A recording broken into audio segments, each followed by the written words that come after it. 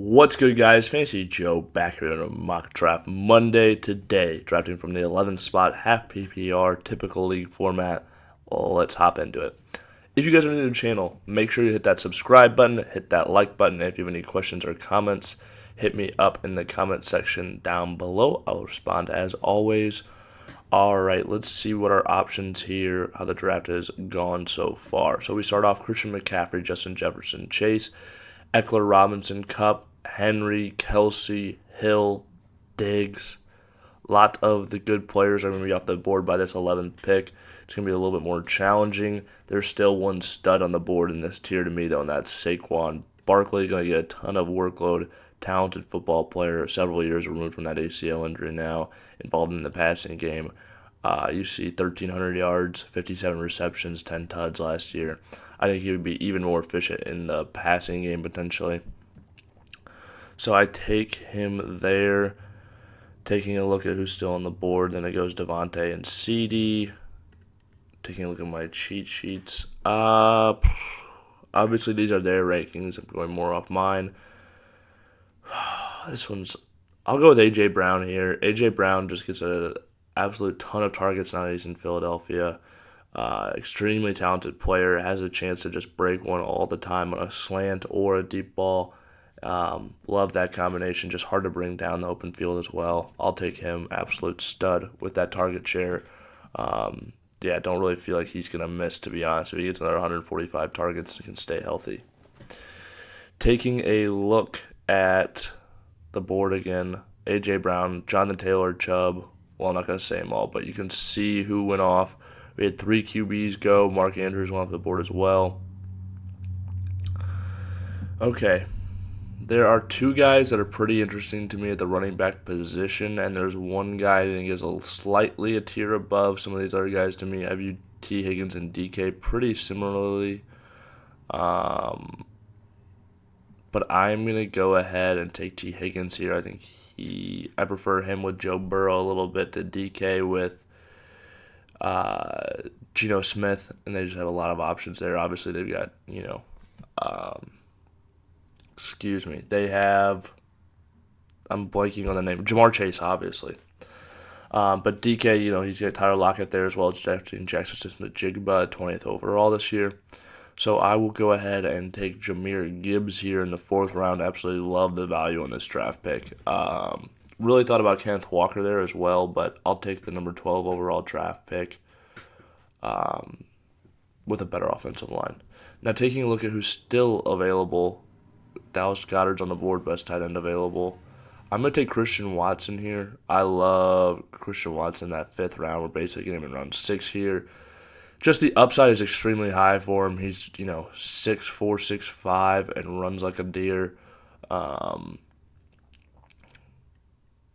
just think he could have, an 8 touchdown, 1,200 yard season as long as he can stay healthy and be the guy. And Jordan Love is. If Jordan Love is good, I think Christian Watson is going to be phenomenal for fantasy football this season. James Conner, as far as running backs, is still out there. Let's take a look at our team right now. As I say, I really like our wide receivers. I'm tempted to take one of these wide quarterbacks, but being 4 left, I just hope that one of them can make it back. Although every time I do that in the 6th round, I feel like these guys don't make it back to me. But that's just a risk you're going to have to take sometimes. Here in the 6th round, I will take some shares of DeAndre Swift. I just think behind that offensive line, if he gets some passing game work, he could be very good. And all the quarterbacks did go off the board, as we suspected. I'm going to take Jordan Addison here. I think he could have a pretty productive rookie year. I think he'll go, close to 1,000 yards with that. The way their roster is constructed right now, he's sliding on the number 2 with Justin Jefferson drawing a ton of attention to himself. And he's just an NFL-ready route runner separator, so he should be able to get the ball quite a bit right off the bat.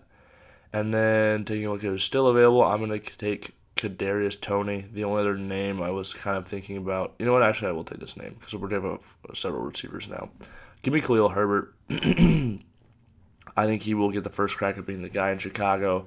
And while they don't have as much upside as James Cook or A.J. Dillon does in those offenses, I think he has a better chance of just winning the job right off the bat. And I will take some shares of Damian Harris in Buffalo as well. Just a good running back. And boom, this is what I wanted to get back to me as well. Allen Lazard, I think, will be the number 2 for Aaron Rodgers in New York, and I think that will be a valuable position.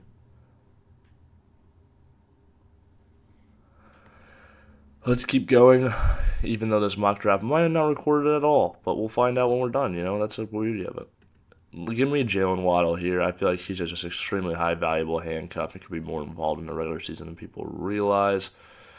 Taking a look at who's still on the board. I still need a tight end. I still need a quarterback. I still have some names I like at both, though, so we're just going to keep going and see if I can get these on some of my last picks. Give me Gus Edwards. We were talking about pieces that, handcuff type pieces that could be the guide for their offense, and I think he is absolutely one of them. Okay, now this year we're going to go quarterback. Give me Geno Smith here.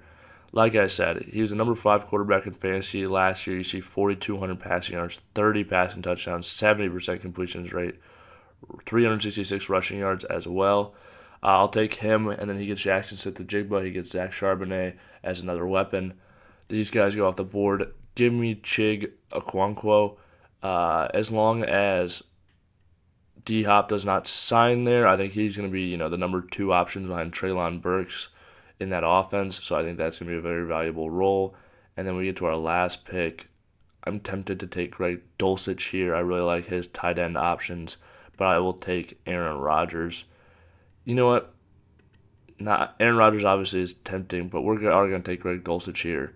Get to 2 tight ends in year 2. I feel like both of them will be heavily utilized. One of them will hit, and I can, go grab an Aaron Rodgers or go grab a Russell Wilson if he hits a little bit later in the season if I struggle at the quarterback position. But let's take a look at the team.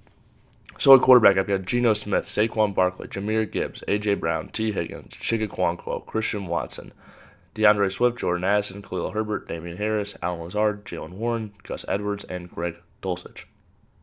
I really like this team. I think my combination of talented receiver and back I feel really good about. And then if I hit on that quarterback or that tight end position, all of a sudden I've got a really dangerous starting lineup with running backs and wide receiver depth on my team as well. That's something I love to build on these drafts. You're going to go through injuries. You're going to have trade pieces. You can go 2-for-1s on guys who have hot starts, make major upgrades to your roster, and put yourself in a position to compete for that title. That's just my personal strategy and how I like to do it. Now, I'm not going to pass up, obviously, great value at the quarterback or tight end position, but that's generally how I like to draft. If you guys have made it to this point in the video, please hit that like button, hit that subscribe button. If you have any questions or comments, leave them in the comment section down below. I'll respond as always. This has been Fantasy Joe. Thank you guys so much for watching.